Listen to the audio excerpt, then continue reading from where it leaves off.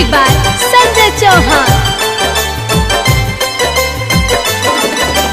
रोका रोका रोका नीति चाचा बेटिया मर तारी रोका रोका रोका नीति चाचा बेटिया मर तारी दहेज के कारण ये चाचा बेटी का हाथ बारी बोल। दहेज के कारण ये चाचा बेटी का हाथ बारी बोल।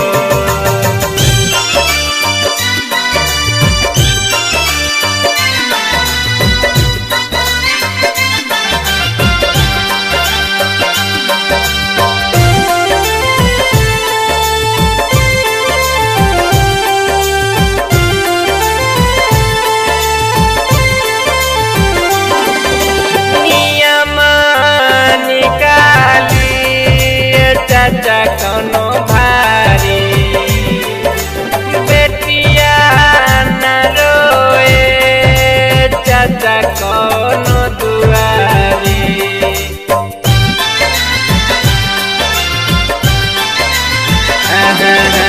नियम निकाली चाचा कौनो भारी बेटिया न रोए चाचा कौनो दुआरी। झिलावा में डाल हुए चाचा तबे होई सभे सो। दहेज के कारण ये चाचा बेटी का हाथ बारी बोल। दहेज के कारण ये चाचा बेटी का हाथ बारी बोल।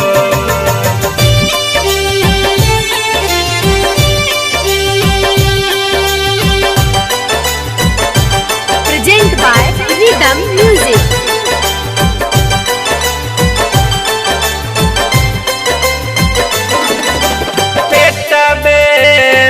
मारे बेटी दहेज के डरे कानून बना दी के हुआ ऐसे न करे।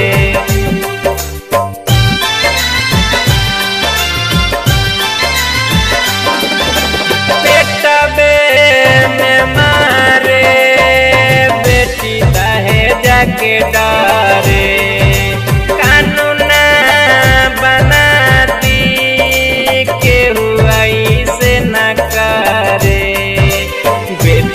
के मारे जे चाचा साजा दिहियों के खोज। दहेज के कारण ये चाचा बेटी का हाथ बारी बोल।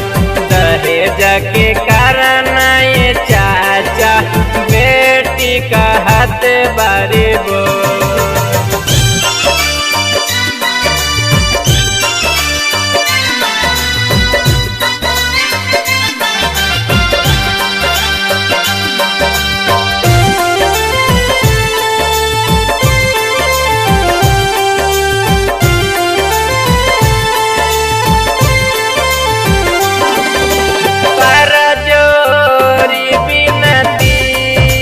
चाचा करता मुकेशवा एनती दहेज चाचा घोषित करा देशवा।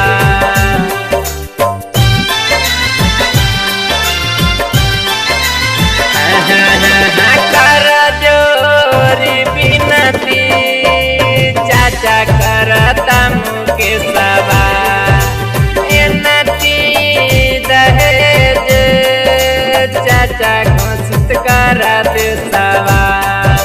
सुमिता सने ही चाचा अर्जी करेले हाथ जोड़।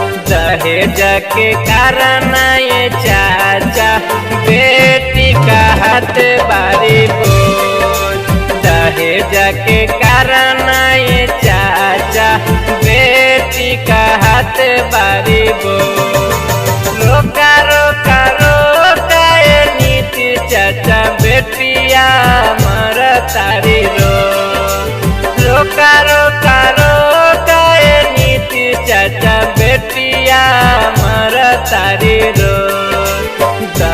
दहेज के कारण ये चाचा बेटी का हाथ बा